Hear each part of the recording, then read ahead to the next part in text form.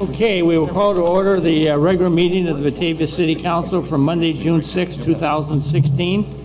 I'd ask that you all please rise for a brief invocation to be followed by the Pledge of Allegiance. Tonight, as always, as the City Council meets in our regular session, we are thankful for the many gifts and opportunities that have befallen the City of Batavia, and we are ever mindful of the hard work and the strong spirit of volunteerism that exists in our community, as is about to be illustrated by the very nice gift that's going to be given to the Batavia Fire Department tonight by the Batavia Lions Club. We also are ever mindful that we are, as a community, one that always tries to take care of our people, and we always want to remember those in our community who are sick or infirmed and are not able to get up and around, and we just ask that a special blessing be showered upon them.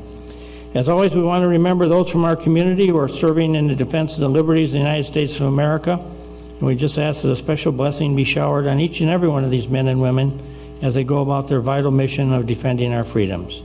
Tonight, we ask for guidance and direction and understanding as we act upon the items on our agenda, knowing that each and every member of the council is here to act in the best spirits of their hearts and minds to do what is in the best interests of our community and its beloved future.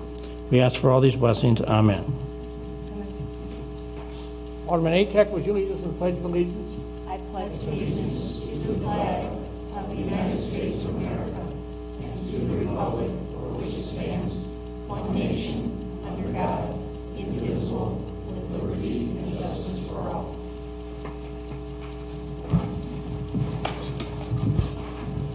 Ask the city clerk to please call the roll. Brown?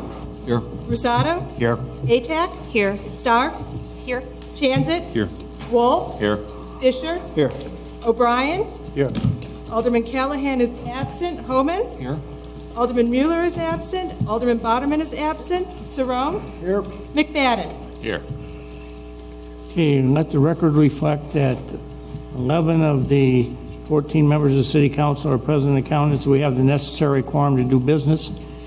We didn't have anybody calling in on this? Yeah, Your Honor, I believe Alderman Callahan is called in. I think he's on the line. Alderman Callahan, are you on the line?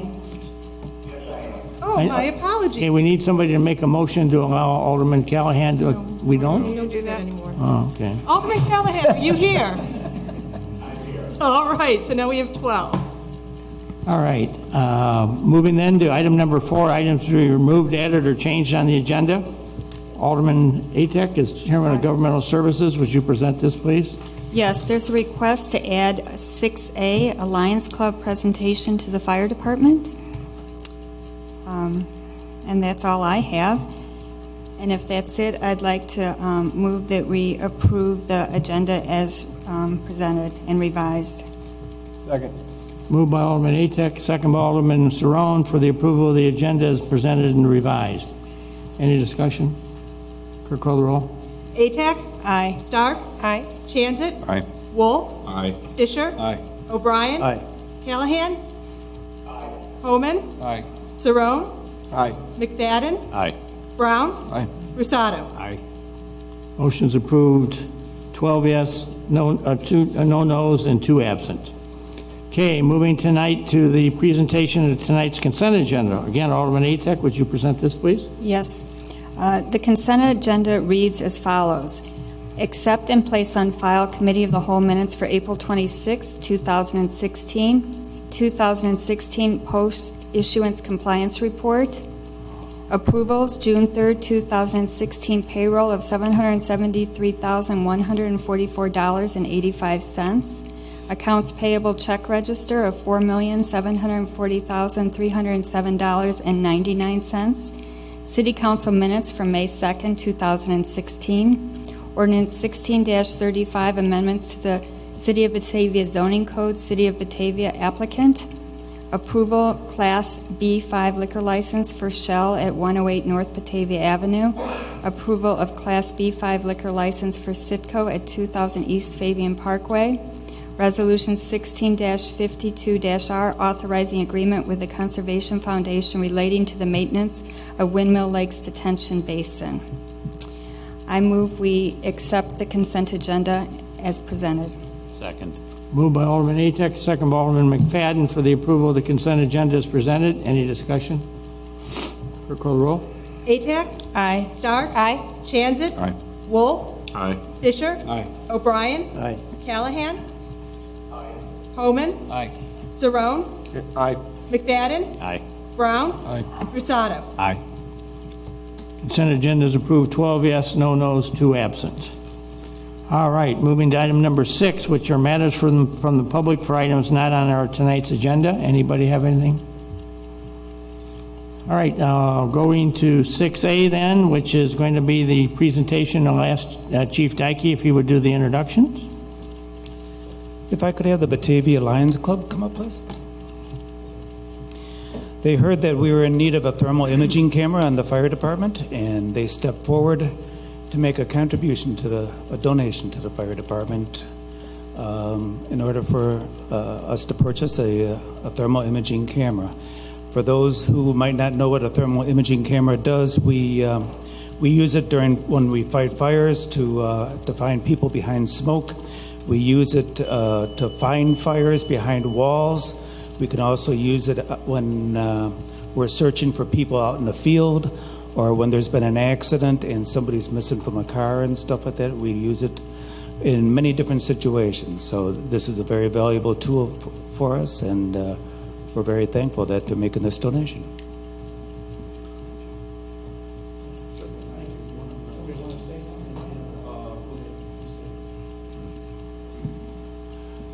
This is an ongoing process for the Batavia Lions Club.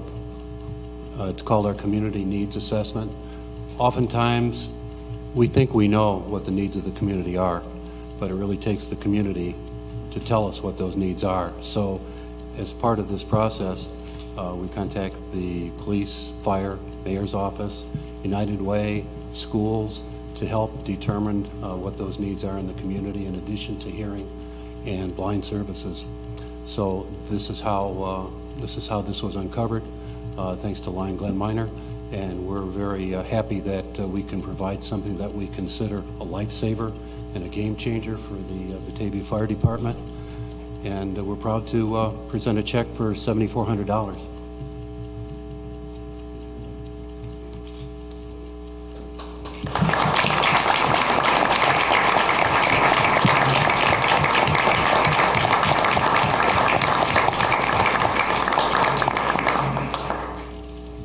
Say on behalf of the community that once again, the Batavia Lions Club has stepped forward and done yet another nice thing for the life in this town. And I just want, on behalf of the people of Batavia, thank you for this generous offer and what this probably is going to mean. As you said, we may save some lives here with this, and it's this new technology that's emerging that is kind of changing for the better the challenges of the fire service. And the fact that the Lions Club is willing to step forward and raise this considerable amount of money speaks well for your mission and your dedication to our town. So thank you very, very much for a truly nice and outstanding and well-meaning gift. So thank you very much.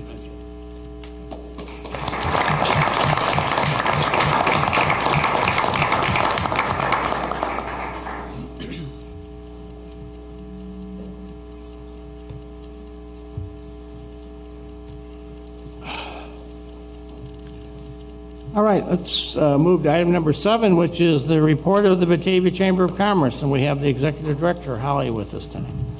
Thank you, Mayor. I would like to start off by apologizing for my appearance this evening.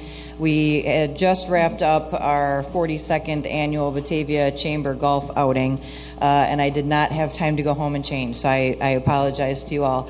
But I don't apologize for the beautiful weather that we had today. We had 80 golfers out on the course at Eagle Brook, and we raised a considerable amount of money for our organization, so we appreciate all of the local businesses that sponsored our event today and contributed to that success. So. And thank you to the weather gods for this beautiful day that we had today. I am going to start off by just sharing with you some of our other upcoming events, and then I'm going to introduce you to a new business owner in Batavia that I think has something very exciting to share with you. On June 9th, from 5:30 till 8:30 p.m., we are participating in a 5-chamber open house at Mooseheart. So if you'd like to take a tour of their facility and what they have to offer at the Child City in Mooseheart, please join us at Mooseheart on June 9th. Next, on Monday, June 13 at 3 p.m., we have re-energized a legislative forum within the chamber, and it's going to be the first meeting of that group, and we will be meeting right here at City Hall. Our first presenter is Chris Aston. He is going to talk about what is happening in economic development currently in the city of Batavia and some future plans. So we're looking forward to that. And that group will be meeting the second Monday of the month at 3 p.m. moving forward. Next, we have our Batavia Women in Business event on June 14th at 11:30 a.m. at Prairie Landing. The topic will be procrastination, so don't delay, register today. But we are offering on-site registration, just in case. So we've had a lot of fun with the title of that event, so please do join us for our Women in Business event on June 14th, again on procrastination. Then we have 2 big community events that are actually not coming up until July, but I thought I would share with you now so you can be prepared for those events. We have Windmill City Fest coming up on July 7th. It's actually a 4-day weekend event from July 7th through the 10th, and the Batavia Chamber Mixer is actually on Thursday night. We'll have some of the food vendors out early to help fill the bellies of some of our local business owners and also our community, and then we will be the beer tent will be opened, and they will have also a live band going on. So please join us on Thursday night at Windmill City Fest along throughout the entire weekend. Then on July 30th will be the chili cook-off. We have partnered again with the Batavia Park District to put on the chili cook-off. We've actually added salsa this year. So if you have a winning, or you perceive to be a winning chili recipe or a winning salsa recipe, please let us know. You can do registration through the Batavia Park District. Any questions for me before we get on to the business owner? I did not golf today. Everybody's been asking me. I just try to look the part. So that's all for me and what we have going on at the Chamber. Of course, there's always information available on our website at bataviachamber.org. There is an events page there. Next, I would like to introduce you to Mr. Michael Lamplow. He is the owner of Fox Valley Aerial Imagery. He is going to talk with you a little bit about what he does as an aerial imagery artist and what he is going to be doing as part of our 100th anniversary celebration of Flag Day. So here is Michael. Thank you. Good evening, ladies and gentlemen. I'll test out my public speaking skills here. My name is Michael Lamplow, and I own Fox Valley Aerial Imagery, and what I do is photography and videography with drones. I specialize in shooting 4K and 1080p HD. Sorry, I get a little nerdy about this stuff. And I offer my services to a variety of companies as well as private people. I do parties, weddings, real estate, construction, bridge inspections. I'm starting to work with Alliant Energy in Wisconsin, doing solar panel installation, videography for them. And it's a very new and exciting business opportunity, and I just love it. It's great to do something that you love and actually make a few dollars at the same time. I'm going to be doing something for Flag Day on Sunday. I'm going to be doing some aerial shots as well as put together a short video that I'm going to be giving to the city and giving the public that are there an opportunity to purchase prints and the videos from me. So it's kind of a win-win situation for everyone, and I'm really looking forward to it. I think it's going to be great to be able to get some aerial shots of the human flag. So I was wondering if anyone had any questions. You have a website? I do. It is foxvalleyaerial.com. Since you're on TV, we want to make sure everybody else can see it too. Yeah. You got a phone number if somebody wants to call you?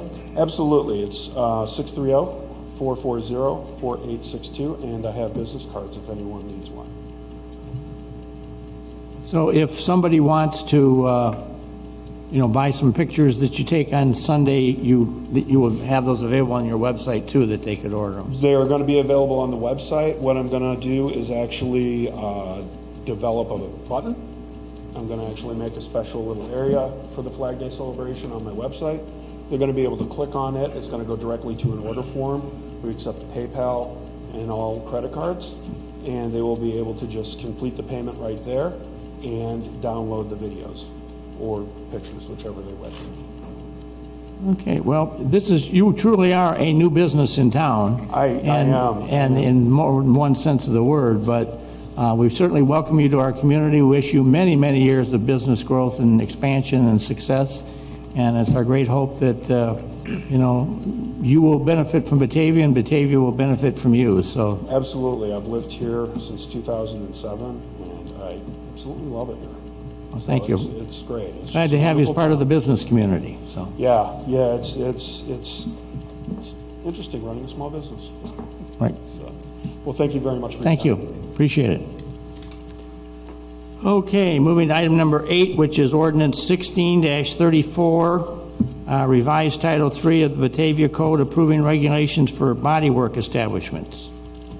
Who wants to bring this one up? Alderman Atek? You or It's under community development, Your Honor, but I'd ask if maybe Alderman Stark could present it since she ran it through the committee of the whole. okay? Oh, I did. Let me pull up the information behind it. After quite a bit of back and forth with police and a citizens group made up of massage therapists here in town, we redrafted a very specific amendment to our municipal code that approved the regulation of bodywork establishments. And it was talked about at our COW meeting on 5/24/16, where we had several members of the public who are in that profession come in and talk about it.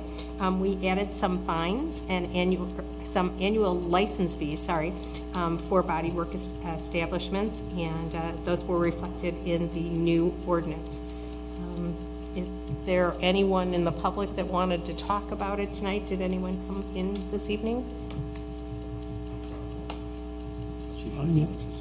Oh, Chief Shira? Why don't you come over and use it so we get you on TV and everybody can hear it?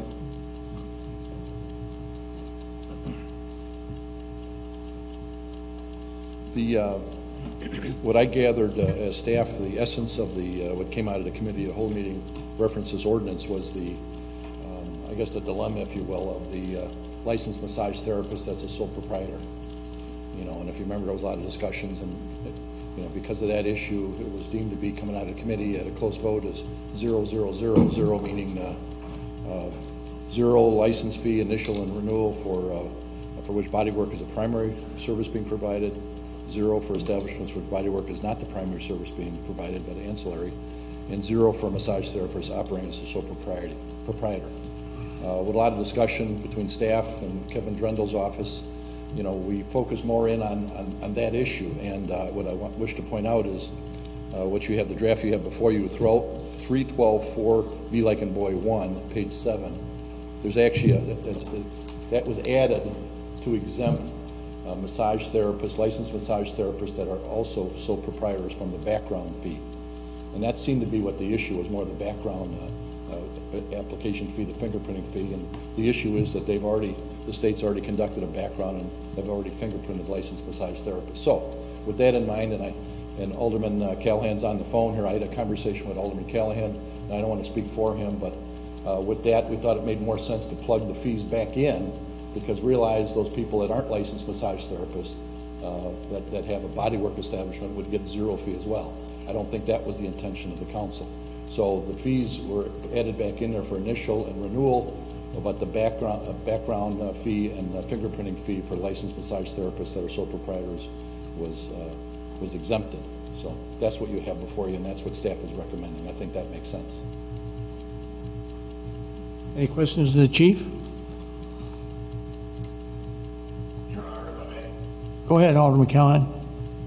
Yes, I just want to reiterate what the chief just said is accurate. That is my understanding of it also. And what you have in the draft that we're recommending that's before you is, I guess, the reestablishment of initial license fee and an annual license renewal fee of $100 for which body work is a primary service being provided, $50 for body work is not the primary service being provided, and $10 for a massage therapist operating as sole proprietor. That's just the license fee. That's not the background or fingerprint fee, which again is exempted for that class. So I think that's reasonable. It should cover staff costs. And I think it accomplishes what you want to accomplish. We've studied this or discussed it at community or council as a whole with some high degree of intensity, and I'm comfortable that we've done everything we need to do to protect the large percentage of the folks in this business who are there to do the right things and certainly abide by all the laws and do everything. So we don't want to be overly penalizing on people who are just doing a very good job for themselves in the community. And we certainly want to protect the community from anybody that comes in here and wants to take advantage of this. So I think with the help of the city attorney and his staff and the police department, I think we've been able to, and the input we got from the citizens, we've been able to put this together so that we've got it right and hopefully protecting everybody the way we fully intend to do it.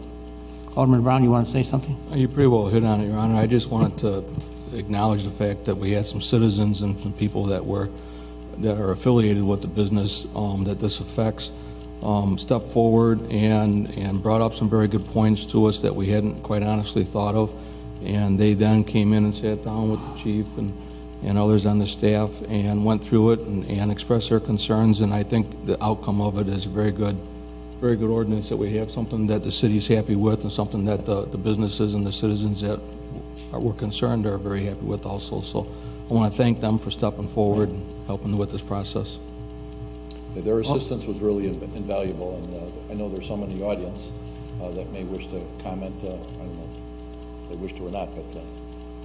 Alderman Fisher, you want to make a comment? I just had a quick question on the existing places in town, establishments in town that specifically have window coverings and things like that, where in here it's covered that you cannot do any of those.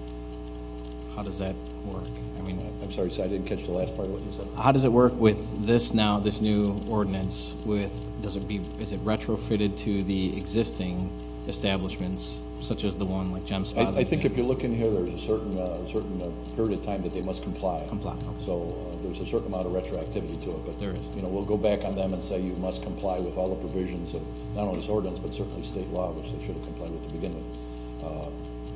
A certain number of days, or they then will be given administrative tickets. Okay. Thanks. Anybody else in the council? Somebody back there that wants to speak. If you'd like to come up and, for the record, for the clerk, could you give us your name, please? Sure. Lorana Bain, resident, and wasn't planning on speaking. I thought you'd heard from me enough by now. But I just want to say that not only is this going to really be a good thing, I think, for Batavia, and I really have seen the time and resources that have gone into this, so that is very much appreciated. But I think that this will be an ordinance that a lot of the other communities around are going through similar types of issues, and I think that this might be something that is going to help other cities as well to do the right thing and to find something that is a good ordinance that they might model what they do. So I think it's going to be helpful on more than one front. Thank you for that. We have a record of kind of sharing our ordinances and our ideas with other cities, so hopefully others will take advantage of what we've put together here. And again, thanks for the citizens' help. That really meant the world here in this whole. Anybody else? Okay, we have a motion and second then for the approval? No, we don't. Yet. I'll make a motion that we approve ordinance 16-34, revised Title III of the Batavia Municipal Code, approving the regulation of body work establishments. Second. Moved by Alderman Stark, second by Alderman Fisher for the approval of ordinance 16-34, approving the regulations of body work establishments. Any further discussion? Clerk, call the roll. And before I call the roll, welcome Alderman Mueller. We now have 13 aldermen present. Okay. Stark? Aye. Jansit? Aye. Wolf? Aye. Fisher? Aye. O'Brien? Aye. Callahan? Homan? Aye. Mueller? Aye. Saron? Aye. McFadden? Aye. Brown? Aye. Rusado? Aye. That vote is 13 yes, no no's, 1 absent. All right, moving to item number 9, which is Resolution 16-51-. My apologies, Mr. Mayor. I missed somebody. Alderman Atack. I'm sorry. We got a lot going on here. So now we have 13 yes, Okay. no no's, All 1 right. absent. Sorry about that. Moving then to item 9, which is Ordinance 16-34, revising Title 3. No, that's item 9. Resolution 16-51-R, authorizing execution of Task Force Order Number 6 with Remke Sharp for areas 2 and 3 of the storm separation map for amount not to exceed $25,975. Alderman O'Brien, do you have this one? No, I don't believe I do. I believe Alderman Wolf? Yes, thank you, Your Honor. Okay. This is our ongoing efforts as part of the city's problems with the combined sewers that we have in the older parts of town. We've got 2 areas, number 2 and number 3 on the west side, that will be looked at this year, and we wanted to talk about this because we're trying to make sure that people are aware that we are trying to get through these, find out what's wrong, and what we can do to separate these and come up with the best plan to move forward to try to alleviate the problems that we've had from flooding in the combined sewer areas. This is the second project for this year. There's about $400,000 that we have in the budget to investigate and study these. And basically what we'll be getting out of this study will be design drawings and or construction solutions to try to set up our next step and what we do to alleviate these problems on the west side. So if anybody has any questions or comments about it, it's just another step forward that we're taking, and we wanted to make sure we talked about it tonight.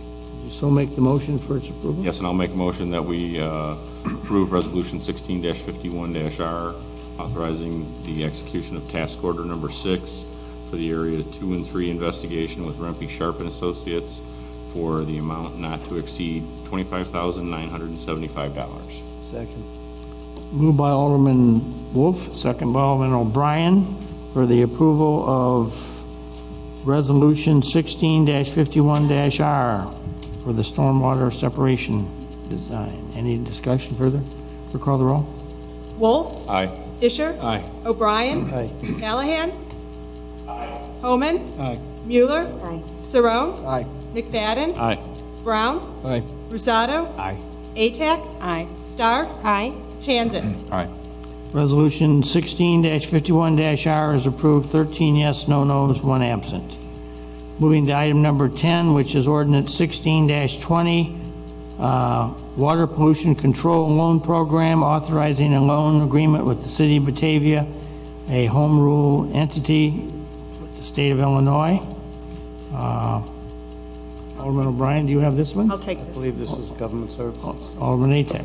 Okay, this is for one of the larger projects that the city has worked on recently. It's for the first phase of the wastewater treatment plant, which we've been discussing for several years. We're going to improve the plant to increase capacity and to meet the federal guidelines for the amount of phosphorus that's let into the river. And this particular ordinance is for authorizing the issuance of up to $30 million in IEA, Illinois Environmental Protection Agency loans for the first phase. The City Council has authorized 3 years of a 6% rate increase to cover costs of Phase 1, and we should probably recognize that there'll be at least another year increase to support Phase 1, and additional increases when we get into Phases 2 and 3, and eventually the project will possibly cost close to $60 million. I move that we approve Ordinance 16-20, Water Pollution Control Program, authorizing the loan agreement for the City of Batavia Home Rule entity. Second. Moved by Alderman Atack, second by Alderman O'Brien, for the approval of Ordinance 16-20, the Water Pollution Control Program, authorizing a loan agreement with the City of Batavia. Any discussion? Clerk, call the roll. Atack? Aye. Stark? Aye. Chanzit? Aye. Wolf? Aye. Fisher? Aye. O'Brien? Aye. Callahan? Homan? Aye. Mueller? Aye. Saron? Aye. McFadden? Aye. Brown? Aye. Rusado? Aye. Ordinance 16-20 is approved, 13 yes, no nos, 1 absent. Moving to item number 11, which is approval of a Class F liquor license for the Batavia Park District for the 2016 Windmill City Fest. Alderman Atack. This one? Okay, the Park District has asked for a Class F liquor license for the Windmill City Festival, which is July 7th through the 10th. And the police department has conducted their investigations and background checks and have found no reason why we wouldn't approve this request. They do have to also obtain a state of Illinois special event retailer liquor license. So I move that we approve the request for a Class F liquor license for the Batavia Park District's event, the 2016 Windmill City Festival. Moved by Alderman Atack, second by Alderman McFadden for the approval of the Class F liquor license for the Windmill City Fest. Any discussion? Clerk, call the roll. And before I call the roll, was that to waive the fee also? I'm not aware that they requested that. Did? I'm not aware that they did either. No? Okay, I just wanted to make sure. All right. Atack? Aye. Stark? Aye. Chanzit? Aye. Wolf? Aye. Fisher? Aye. O'Brien? Aye. Callahan? Homan? Aye. Mueller? Aye. Saron? Aye. McFadden? Aye. Brown? Aye. Rusado? Aye. Approval of the Class F liquor license is approved, 13 yes, no nos, none absent.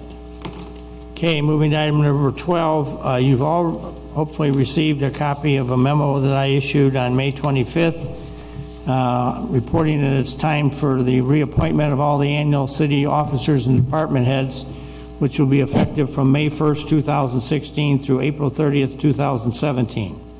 And the appointments are as followed. The position of City Administrator, William McGrath, but this will be a temporary position only through August 2nd, 2016, at which time he's going to retire. Other positions are for the intended announced time frames I read. Finance Director and Budget Officer Peggy Colby, Police Chief Gary Shira, Fire Chief Randy Dykey, Human Resources Director Wendy Benerick, Public Works Director Gary Holm, City Engineer Rahat Bari, Information Systems Director Howard Chasen, Community Development Director Scott Buning, Street Department Superintendent Scott Haynes, Water and Sewer Superintendent John Dillon, Wastewater Treatment Superintendent Byron Richardson, Emergency Services and Disaster Agency Coordinator Chief Randy Dykey, Emergency Services and Disaster Agency Manager Mark Davis, and the City Attorney is Kevin Drendel and Company and firm. I entertain a motion for approval of those appointments. So moved. Second. Moved by Alderman Stark, second by Alderman Chanzit. Any discussion? Mr. Mayor, Yes, sir. is it correct with John Dillon? Yeah, because he's only going to be here for another month. Well, we have not yet, I don't believe, taken John's resignation yet, have we? For his retirement? We have? Well, I guess...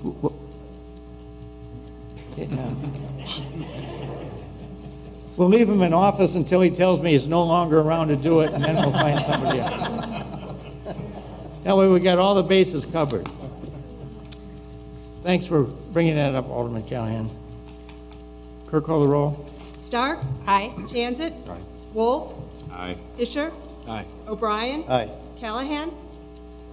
Homan? Aye. Mueller? Aye. Saron? Aye. McFadden? Aye. Brown? Aye. Rusado? Aye. Atack? Aye.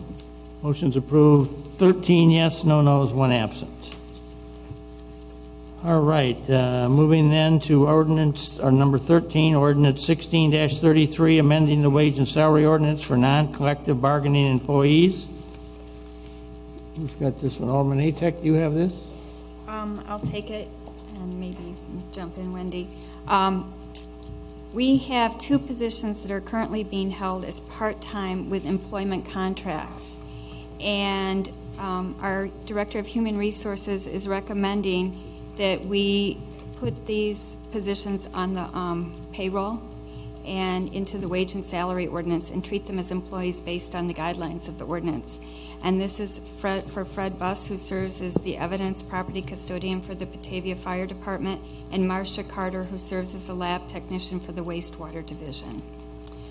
And both their wages are currently appropriate, and they will be receiving the same percentage wage increase, 2.5%, that all the other non-union employees are receiving this year. So I would recommend that we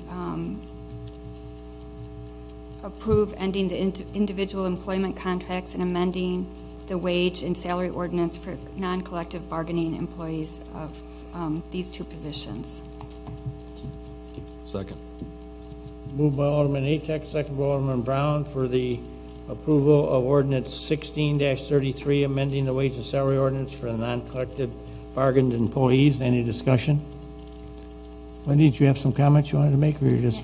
No, I would just add that these positions were originally placed in employment contracts during the economic downturn, and based on that, at that time, they were definitely necessary and worked well for the city. And seeing that we're at this point where these are positions that are regularly needed, we were just requesting that we move forward and place them back into the wage and salary ordinance. Okay, thank you for that. Alderman, or Chief Shira?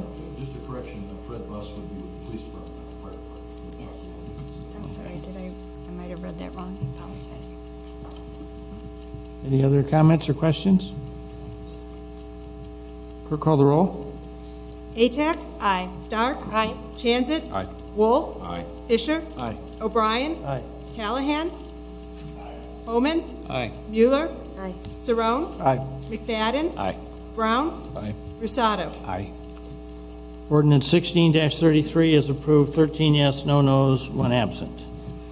Okay, moving to item 14, the administrator's report. Mr. McGrath?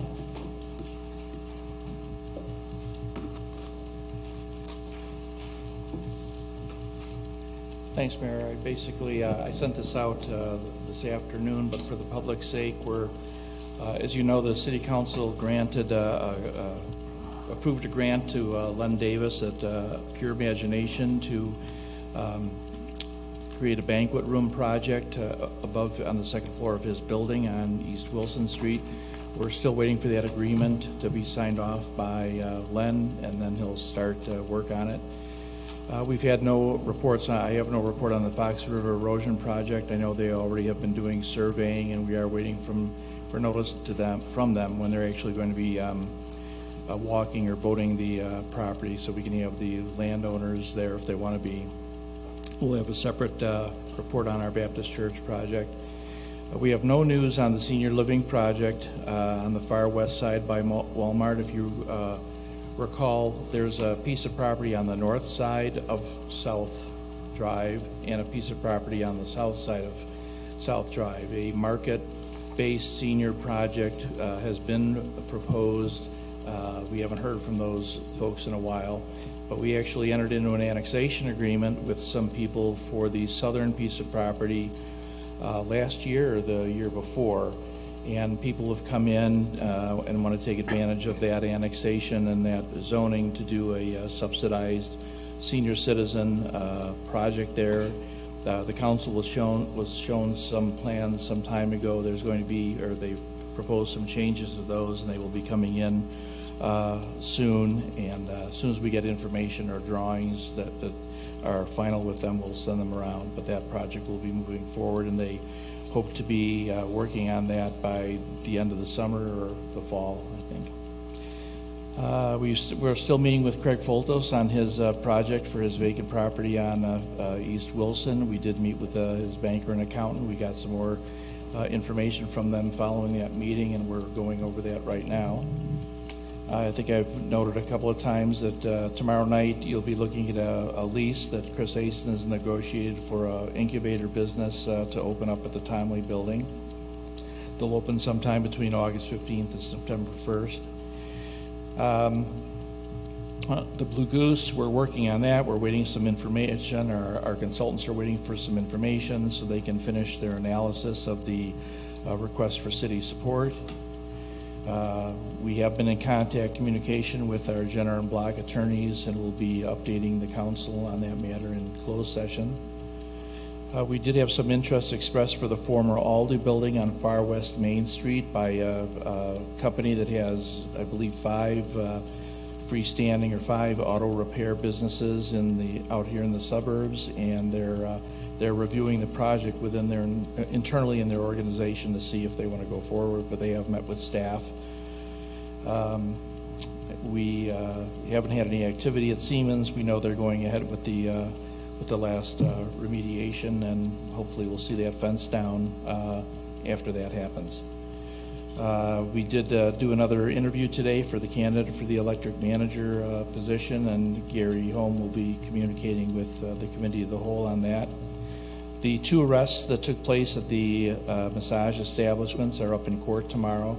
And Carl, I wanted to say, when you asked the question about the windows being closed, both of those, we'll talk to the landlords tomorrow. Both of those businesses are vacant and out of business, so there's no reason, as far as I'm concerned, that the landlord just doesn't take it all down. The cases are up tomorrow, and of course our police will be following those very aggressively. We're looking at some branding firms to come back to you, and just wanted to say you could look out the window or go out there after tonight's meeting. The new bicycle repair station has been installed at the plaza, and it's amazing how it's already being used. I've seen people with their bikes up because you can mount it on the rack. It's very it shows you how much people use the bike route. And that's all I have, Mayor. Any questions this evening of the city administrator? Thank you. Thank you. Committee reports. Community Development, Alderman Brown. Thank you, Your Honor. Tomorrow evening, June 7th at 7:30, we're going to meet, and on the community development agenda is discussion about the recommendations for the science sculpture artist, which is the 3rd of the 4th statues or pieces of art that will be placed on the bridge. There'll still be one more to go after this one, and that will also be talked about tomorrow night as well. And then we'll have an update on the TIF status. And that's all I have for tomorrow evening. Historic Preservation is scheduled to meet Monday, June 13th at 5:30. And the next CAL meeting, which will be on June 14th, will be, no, that one's been canceled because of Flag Day. The next one will be on June 13th, which is when we're going to have additional interviews on the new city administrator. And then again on June 16th, we're going to have more interviews on the filling the new city administrator position, and those are going to be in closed session. And that's all I have. Okay.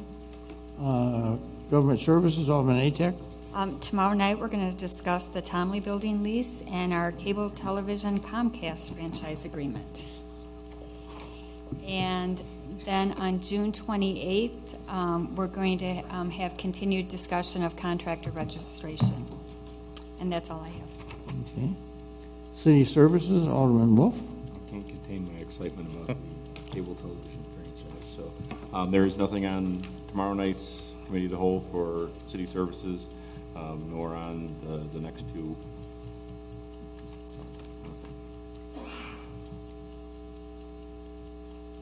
That's it. Thank you. Okay.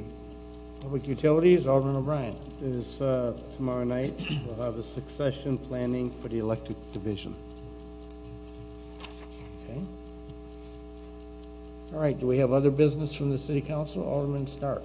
I have 2 things, Your Honor. The first is I received an email regarding the property on Latham Street for the Stokely family. Has there been any movement on that?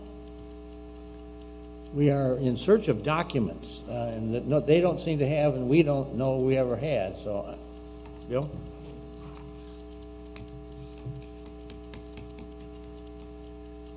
Well, yes, there is activity. So we're combing literally the attic. It goes back to a period of time between 1988 and 1993. We have not found anything yet, but one of the Stokeleys is here this evening, and we're meeting with the Stokely family this Thursday afternoon, and trying to bring it to, a head one way or another, so. Okay, great, thank you. I knew he was here, so I wanted to ask. Thanks. Okay, so second thing, and I won't steal any Flag Day thunder, other than to say that the Batavia Fireworks Committee, we're doing our second annual ice cream social this Sunday, June 12th, from 3 to 7 p.m. at the Batavia Riverwalk. And we will be serving ice cream, chocolate and vanilla from the Batavia Creamery. The Sundays are $3 each, and all the money goes to support the fireworks. Alderman Callahan has been very instrumental in the Soapbox Derby car showcase and race. He's gone down practicing out in the hill. There'll be music performances from various Batavia musicians, the Batavia Community Band, the Batavia High School Band, and chorus students. Hot dogs have been donated by Blue Goose, and bottled water is available for purchase. There will be games then and now for you and your family to enjoy. The human flag formation and drone photography, which we heard about earlier tonight, is going to be going on Houston Street, and hopefully there'll be enough people there to hold your square and make part of the flag. There'll be raffle baskets, a 50-50 raffle and silent auction. There'll be donations from local businesses all the way up to Chicago White Sox tickets. There is a red, white, and blue market going on here at City Hall. It'll be outside unless the weather is iffy, and then it'll be inside. And iffy, I think this weekend means it's supposed to be 95 degrees. And it starts with a presentation of colors from our Boy Scout troops and a welcoming ceremony. And then it'll end with us retiring the colors and a closing ceremony. And from 3 to 7 on Sunday evening, it will be a great time. We had a great time last year, and this year there's even more going on because it's a huge, big celebration. And so, as always, the fireworks, we always can use some more community support. And I'm putting out another plea to anyone who can help us on the 4th of July to man the parking lots and collect money. We need about between 20 and 30 people to help collect money at all the parking lots. It's a major revenue source for us on the night of the 4th of July. So if you have any Boy Scout groups, any church groups, you name it, send them my way. You can reach me at sstark@cityofbatavia.net.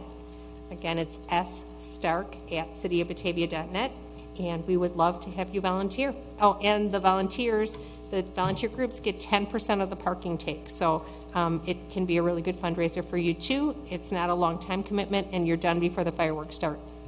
So that's it. Very good. Anybody else? Alderman Brown? Are you going to touch base on, there's been a couple memos sent out by Scott Haynes about the planting out here tomorrow. Are you going to touch base on that? No, I was going to start that conversation here in a minute, but I got Scott Haynes in the back of the room, and I think I'm going to pull him up here to chat with us. Anybody else? Okay. Alderman Holman? Yeah, one quick thing. I had a concerned resident that sent me an email this week, and then I also saw an article in the Cranes Chicago on it, but this Airbnb is becoming a lot more popular. And if another alderman would join me, I'd like to have staff spend a little bit of time on it and probably bring us something to take a look at so that we can potentially get out ahead of it before it really catches on. There are a couple places in Batavia that are on that website now for rent, so I think it's something we should probably take a look at. I'll join you. All right, so we'll hand that off to the staff and the city attorney for a review of what we could do. This is very good. I was thinking of bringing that up myself, that we needed to kind of get on top of that one. I have one more. Alderman Wolf. I have had communications a couple different ways and a bunch of rumors that I've seen flying around about some attack with a dog, and our police department had an issue with it, and the dog was shot. Are we going to have a formal statement from the police department going out on that, or from the city? Because it seems to me like there's a lot of rumors flying around out there, and I'd like to have something from the city come out about it.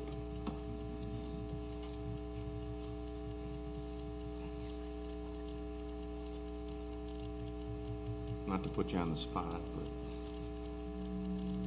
we weren't planning on putting out a press release, but if there's a concern, we can put it out, just to, so everybody knows the facts. And by the way, it's still being investigated from a standpoint of, I guess, a criminal standpoint, and my understanding is perhaps the dog owner is going to register a complaint as well. So we got on two levels, we're going to be having an investigation. But anyway, Sunday morning, officer on patrol sees a dog at large. Gets out of the squad car, approaches the dog, at which point it's a pit bull breed. The dog then growls and starts charging the officer. The officer starts backing away and ends up tripping and going backwards. And the dog keeps proceeding. And about the time the dog is now at its feet, coming at him, coming at its at his throat or head, he discharges his weapon twice and hits the dog twice in the shoulder. At which point the dog runs away. Apparently, running home. We did find out subsequently that kind of detoured running home and attacked another dog being walked by somebody else. So that'll have to be dealt with as well. And then it proceeds home. We then locate, where the dog belongs, speak to the owner and their son, and they took the dog to the hospital or to the vet and get treatment. I believe the dog. I think the dog got stitched up. I think the bullets went through the dog, but nothing critical. The dog is going to survive. But bottom line is we have a dog at large for sure, potentially a vicious dog. That's still being investigated, looking at to see if there's been prior attacks by the same dog. My understanding is even neighbors had said that the dog is habitually loose. It does appear that the dog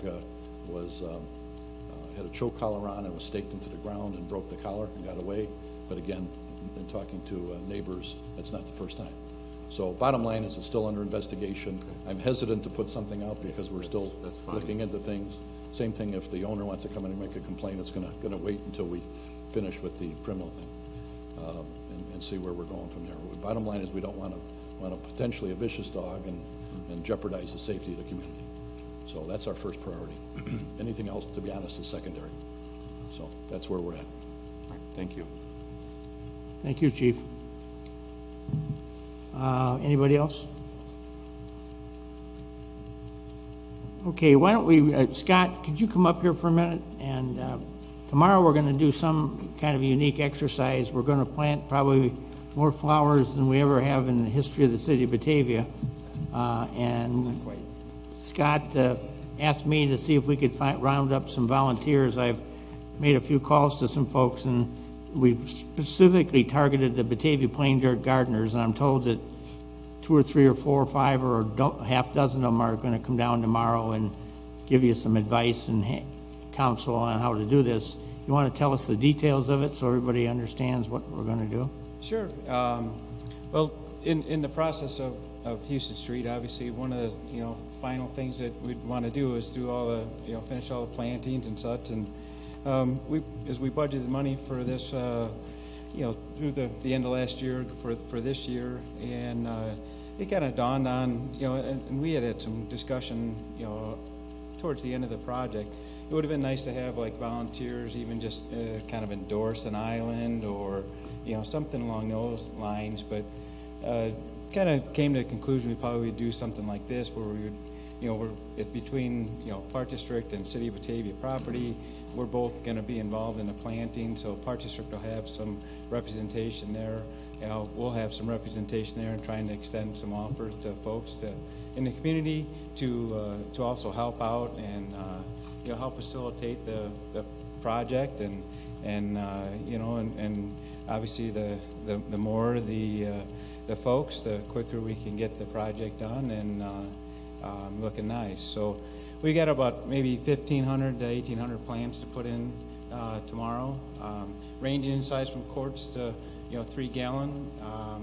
There's one variety that I can't get till July, so that one will have to wait till I'm hopeful that we'll have it in time for Windmill City Fest, but we'll kind of hope for that one. But anyway, we're looking to it looks like it's going to be a nice day, kind of cool compared to what we're looking at next weekend.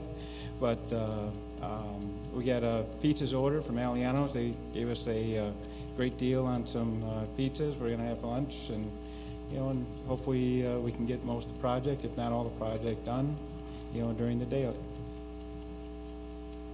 And so this ought to be quite a sight when we get 1,800 planted, is that what you just said? Yeah, there's, keep in mind, there's some ground cover that small plants and portions of these that'll go pretty quick when, one person's scraping a hole and putting it in, and, but, some of these are 3 and 4 and 5 gallon containers.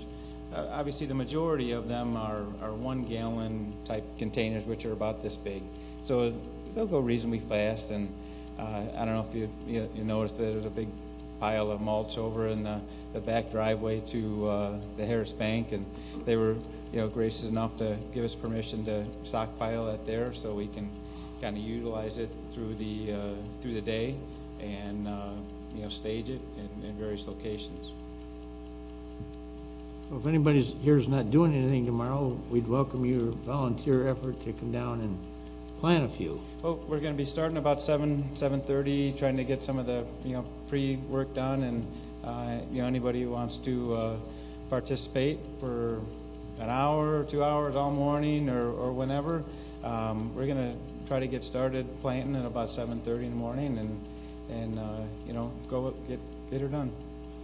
Scott, should people bring anything? I'm sorry? Should people bring anything if they're coming down?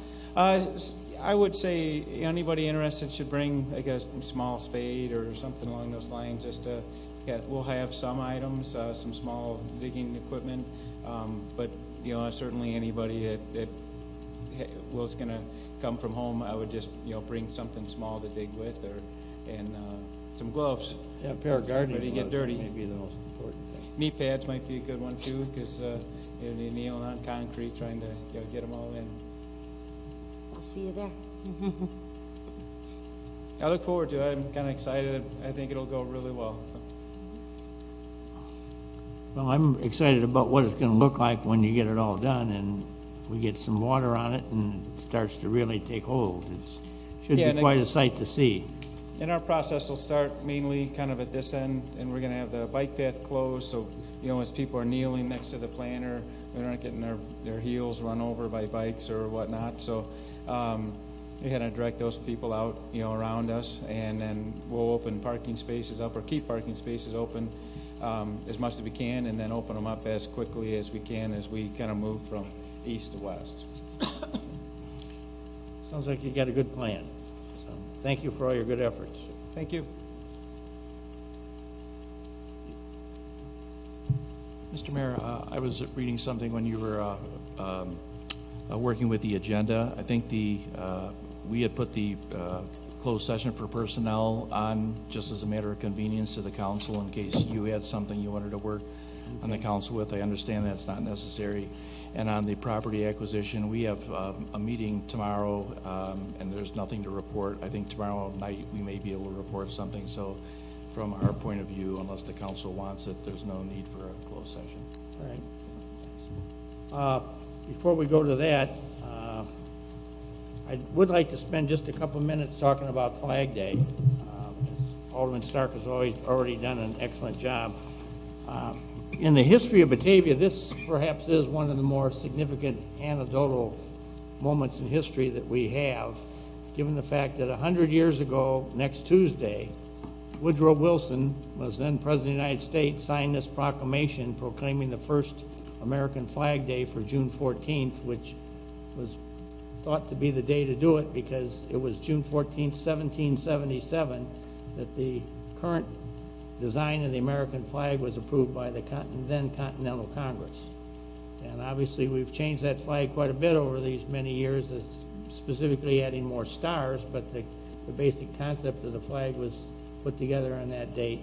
So as most of you have probably already heard me tell the story, we had a Batavia resident who lived here from 1912 to 1930 by the name of Dr. Bernard J. Sagrand. He lived down at, I think it's 1186 South Batavia Avenue, on the east side of Batavia Avenue, in the kind of the unincorporated side of the street down there, right about at Monticello. And he was a dentist with offices down there in his basement of his house, and I believe he also had some offices in the city of Aurora. And so I guess he was quite a customer of the streetcar that used to run up and down Route 31. He had, I believe, 5 children, and they all attended school in Batavia. and they were in school 100 years ago when this all went down, that Sagrand had begun this campaign going back in his early days as a school teacher up in Wabuca, Wisconsin, to propose this idea that June 14th be known as American Flag Day. And after countless letters and writing a couple books and other people joining on and national organizations being created, they were successful, and they have to appreciate that in 1916 we were on the very beginning stages of what was developing into World War I. And so there was a huge American cry then for patriotism and honor of the flag, and it was running at kind of an all-time high. And the supposition is that President Wilson took this as an opportunity to kind of throw a couple of punches in favor of patriotism in the face of the American people. And so it apparently worked, and so 100 years ago this year, Dr. Sagrand had the great recognition that Flag Day was officially signed into law by the U.S. President on that day. Kind of ironically, and I used this in my column in Neighbors Magazine this year, 100 years ago this year, Dr. Sagrand's daughter was a student at the West Side School, which was the old, I'll call it the old McQueen, that was immediately behind the Congregational Church on Batavia Avenue. And in that class with her was another girl by the name of Marion Moon, whose father at the time was the minister of the United Methodist Church, the same one that's still standing up on the hill. And Reverend Moon was soon to resign his position. He resigned in 1918 and joined the U.S. Army as a military chaplain and went to war in World War I. But he had his daughter Marion, who was here and went to school with Sagrand's daughter in the same class. And 53 years later, I guess it would be, the world got to know who Marion Moon's son was, because he was Buzz Aldrin, who was the U.S. astronaut who first landed on the moon with Neil Armstrong in 1969. And he ironically had the distinct honor of emerging from the space capsule when they landed on the moon and putting the American flag on the moon. So 100 years ago this year in the middle schools of Batavia, and they just asked me to come a couple weeks ago and speak to the middle school kids about this, that we had a situation in the middle school 100 years ago, right now, where we had two kids, one whose father was about to become the recognized founder of American Flag Day, and the other one was the mother of the gentleman who was about to put the American flag for the first time on the moon. And so the rendezvous of American history there is pretty neat. I mean, it's a kind of an ironic story, but it's one that's genuinely Batavia. And so subsequent to Wilson's first action, there was later actions taken by the Congress to officially proclaim it. So June 14th has been American Flag Day now for a number of years. And, it's always been suggested to me over the years, we don't, as a community, we really haven't done much to recognize the fact that all this kind of happened here, and that the American flag has obviously beloved throughout this country and recognized and at least recognized and saluted in many courses, and dreaded, I suppose, by some of our enemies, but it certainly has been the signal and the sign of the United States of America. And that symbol is so significant that, having been the place where the founder lived of its day when it was first done, is a pretty interesting honor for our little town to have.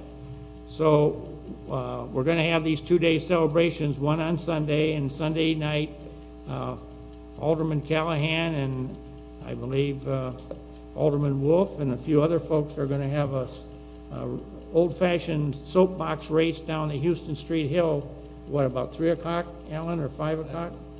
It starts to, you can ask Marty. Marty, what time are we doing the race on Sunday? 3 o'clock will start the car show, 3:30 will be the races. Okay. And so that should be, if you lived in Batavia 50, 70 years ago, soapbox races down the hill used to be kind of a community tradition. So we're trying to, just for the fun of it, reviving that. And then we're going to have some really nice music as part of this whole thing. And then at 6 o'clock, I guess it is, we've got the Flag Day Committee, and we've got about between 20 and 30 really dedicated citizens who are working very hard at putting this together. We got some that are making up the placards for an American flag. And the idea is on the Houston Street Hill, the gentleman who spoke to us earlier about the drones is going to come down and he's going to launch a couple of them, and then we're going to take some pictures of this flag as it's being made on the Houston Street Hill with the flag coming from the top of the hill down. We think it's going to be an imposing picture, and I think it'll be a picture that, 150 years from now, if somebody's writing the history of Batavia, it'll be kind of like the immortal ice skating scene on the Saturday Evening Post cover in 1958. This will be, quite honestly, a memorable moment in Batavia history. So any of you who have children or grandchildren and you want to put them into something that maybe 50 or 60 or 70 years from now, they'll be able to bring out the picture and say, hey, I was in this picture, I'm underneath this stripe or this star. I think it could be a fun thing to have. Now, we got this committee that's putting this together, and they've got some estimate that we need at least 286 people on that hill to make this flag work. Now, it wouldn't surprise me, given what we've kind of picked up as the interest in the community here, that we may very well have 2 or 3 times that many people down here, and we may have to do that flag a couple of times and let different people take their turn in it. Hopefully that'll be the case, but hopefully there's some real meaning to, number one, the history of this town, some of the people who have been here before us and what they've accomplished, and really set a meaningful event for specifically future generations to take with them into the future, that they were there when they were 3 or 4 or 5 or 10 or 12 or whatever years old, and they saw this happening. Because I would suggest that it's a memorable moment. To this day, I have people who are now adults tell me about one of their fondest memories of their teenage years or their childhood was the night when we changed from the 1900s to the 2000s, and at midnight we shut down the Wilson Street Bridge and had a 3-minute firework display off of Clark Island, and everybody rang a bell. And I mean, that left a lasting memory. I don't know how many, we had several thousand people down here for that thing at midnight on New Year's Eve. But I've had people tell me they're going to remember that for the rest of their life. That was one of those moments that the community really put together and ingrained in their memory.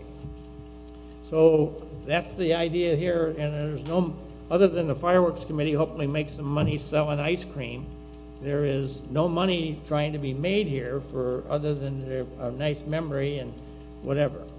The other thing I would like to say is that we do have some folks in the community who are trying to put together the idea that we create some type of a little monument to Flag Day in downtown Batavia and put it someplace along the bike trail specifically so a number of visitors to our town can see it. And I guess we're still having discussions about where that should go, so I'm not ready to sit here and tell you exactly where it should be. Alderman Brown's been working on that part of the committee. You want to say anything about it? Other than we're still working on it. No, it's a monument that I think the intent is Tuesday evening on Flag Day itself to unveil the concept of what the monument would be, and then where it goes is yet to be determined, but it's a big thing. I think you've probably seen posters around town and stuff that says it's coming Batavia, hashtag or something like that, however all that works, but it could be, I think the idea, the intent, the concept is it could be a really neat thing. It'll be a monument that people from all over would want to come and see.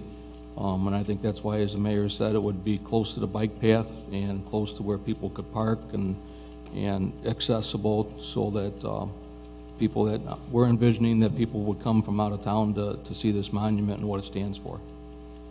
And I mean, I guess our hope would be that we could get it someplace in proximity down here. I will tell you that if you ever are down in Batavia on Thanksgiving Day or Christmas Day, if the weather is nice, we have a lot of people, many of them who are here visiting their family or whatever have you, so they've had dinner and they're looking for something to do, so people will bring their families down here and walk around the Riverwalk. Now, it has to be decent weather, but last few years we've had some fairly decent weather on Christmas. And it's astounding to me the number of people who, proudly bring their guests down here to see what the downtown is all about. And, certainly now with what we've done in Houston Street and River Street and all the stuff that's happened in the last few years here, there's a lot for people to take ownership in and be very proud of. So it's not necessarily just a bike thing, but the idea of this is, I think, to give a little bit of a history of the American flag through this monument and be something that you would bring your friends and relatives down here to see and really make Batavia shine. If you want to know more about the monument, you got to be here Tuesday night to hear about it. As I shared the other night when we had the Park District Board down here, I've had a lot of people in here in the last few years who will tell me that they graduated from Batavia High School about 50 years ago, because we've got another one of those reunions coming up here in a couple months. And everybody says, when I left this place, it was a dump. And now you've made it into a garden. That was my favorite comment that was made. But I mean, if you look at that, if you remember that picture I showed you the other night of what it looked like in 1966, 50 years ago this year, of what that looked like out there, it was a remarkable transition from where we were to where we have come to. So there's just, I think, a very positive community feel and flavor going on here, and we're all trying to do stuff that makes this a better town. And because of that, I really thank the City Council and all of you who sit here and give so much of your time. And certainly this extends to our friends on the Park Board and the School Board and the other governments that interact with us, because we can't do this alone, and we only do it because we've got good things going on here. And I wrote my message for Neighbors Magazine last week, and it hasn't been printed yet, but one of the things I did was I went down to the Community Development Department last week, and we figured out on permits. Now, we haven't built a lot of new houses in the last 2 years. It's probably something between 30 and 40 in total. But what we have done is, in the last 18 months, we have issued over 2,550 building permits for either house restorations, renovations, remodeling, re-roofs, new windows, whatever. And there's been this enormous multi-million-dollar investment in the older housing stock of Batavia, or any housing stock, but specifically the stuff that surrounds the downtowns here. We've had a huge influx of restoration going on. And from what I can see, in looking at because these houses aren't sitting there empty once they get restored or once they get repaired. Who seems to be buying this is a bunch of people with kids. So I keep telling my friends at the school district, you better keep your eyes on the enrollment here in the next couple of years, because I think we're going to have a significant, where did all these people come from? CMAP has picked up on it in Chicago and tells me that they think that we are experiencing a significant population increase in Batavia, and as is a couple of the other neighboring communities, that we've got some stuff going on here that's not going on every place else, and that it's a good thing to have. King Harris, who is an executive now with the Metropolitan Planning Council, was out here a few weeks ago, and he brought the new owners of the Batavia apartments out, and he told me at that time that he goes out and gives speeches throughout the region. And he likes to go into towns where they got boarded up blocks of houses with plywood over the windows and tell them, you people need to go out to Batavia and see what you can do with older houses and how nicely they can be restored and regentrified into really nice houses. And one of my favorite stories is the lady that opened up over here at West DuPage Granite and Cabinet tells us that she canceled her lease over there early because her business is so good with all this remodeling going on and everybody wanting to put in new kitchens and bathrooms that she needed more bigger display space, so she went over and rented the old Robbins Flowers at Main Street and Batavia Avenue so she could have a big display room over there. So, I think that's saying something about what's really going on here. And whether you're in, Woodland Hills or Breton Manor or in the older sections of downtown or over in the original Carriage Crest subdivision, this is happening in all those parts of the regions and the community. And we significantly really do have this major restoration going on here, which is, I think, a very healthy trend and speaks wonders for the community about why people want to live here, and you ask them, and probably the number one thing you hear from the new people is, why did you move here? And they'll say, I want to get my kids in the school system. And then the second most common answer seems to be it's older people, and they're saying, well, my children and my grandchildren are here, so I want to move here too. And then if I'm talking to them, they start railing on me about why we don't have any nice condos for them to move into with 1 or 2 bedrooms. Because there's a big market for that, at least in their mind. So there's some really nice things happening here, and all of you should take some credit for it, because it hasn't happened without your good inputs and thoughts of how we should do stuff. And so we apparently are doing some things right here, despite whatever Facebook may say or wherever some people may go in different directions. There's a lot of positive synergy and spin going on here. So thank you to all of you. So I guess we're not, does anybody want to close session? Alderman Brown, you want to say something more? Yeah, I do. I kind of wanted, you touched real good on Sunday's events, but Tuesday's events, which is Flag Day itself, we'll be starting down here at 3 o'clock, looks like. Right. During the day, and this needs to be talked about also, during the day, Flag Source is going to host tours of their facility in operation. So they can take up to 25, I think it was 25 people at a time through their facility. You need to wear sturdy shoes. You can't come with flip-flops, things like that. They're going to host these tours, one at 10 o'clock, one at 12 o'clock, one at 2 o'clock, and one at 5 o'clock. So there'll be 4 times during the day you can take a tour of Flag Source and watch them actually making American flags. And if you wish, you can purchase a flag, an American flag, on that tour, and you'll be able to purchase them down here Tuesday evening also. I think there were $25, and a certain amount of the proceeds goes towards what we're hoping to be the monument. And you'll also get a certificate that comes with that flag that says that that flag was made by Flag Source on the 100th anniversary of Flag Day. And it'll come with a number also, if it's number 1 or number 2, whatever it is, but you can purchase that flag. It's probably something that you might not want to fly. You might want to put it on your shelf for your grandkids to have 100 years from now. It'll be kind of cool to have. And then the luminaries. You want to talk about the luminaries, Your Honor? But there'll be 1,777 luminaries that'll be lit roughly at dark. So we need some help to get all those things out and people to kind of go around and light all those things right at a certain time. And a couple other things that are going to happen is the VFW Color Guard and the Scouts will lead the crowd in for the opening ceremony. The Air National Guard Band of the Midwest will be playing the Star Spangled Banner, followed by another patriotic selection.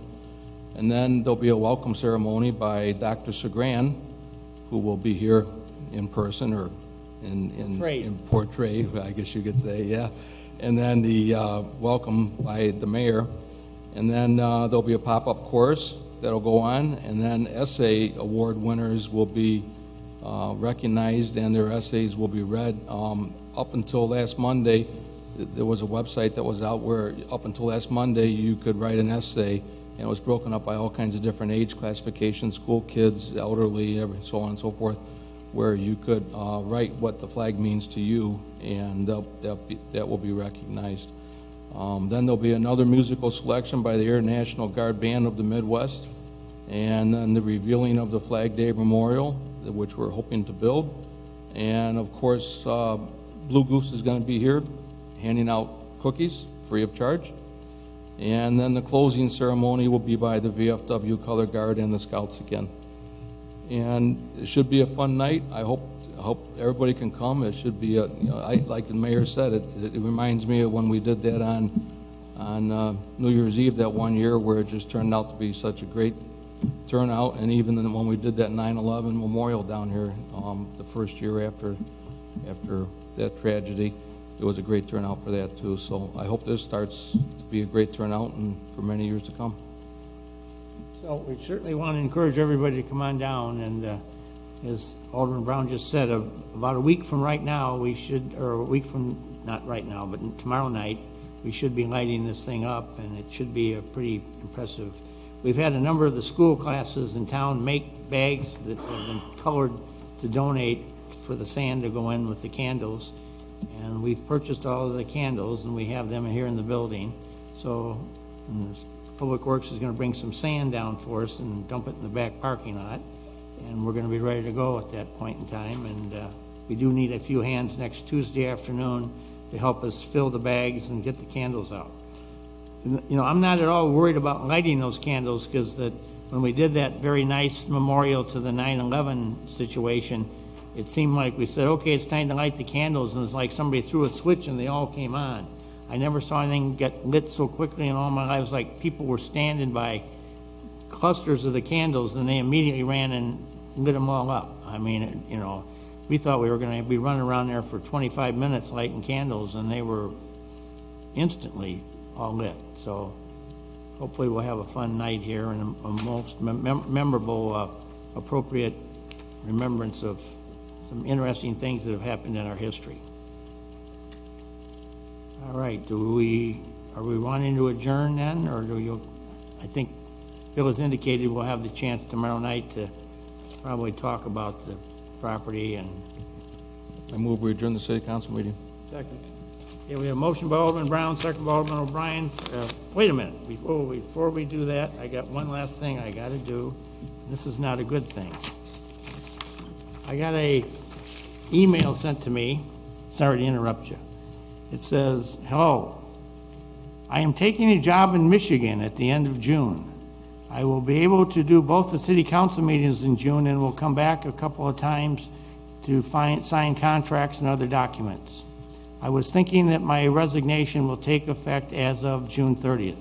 Thank you so much to you and the city council for your kind and generous time and great example for me. It has been an honor for me to serve you and the terrific people who work for the city of Batavia. Sincerely, Heidi Wetzel, City Clerk. So Heidi tells me she's going to be with us through the end of June, and then she's moving to Michigan, and it's some family situations up there that she's going to get closer to that she needs to be. So Heidi, we're certainly sorry to get this, and needless to say, we're going to have to quickly look around for somebody to take your place.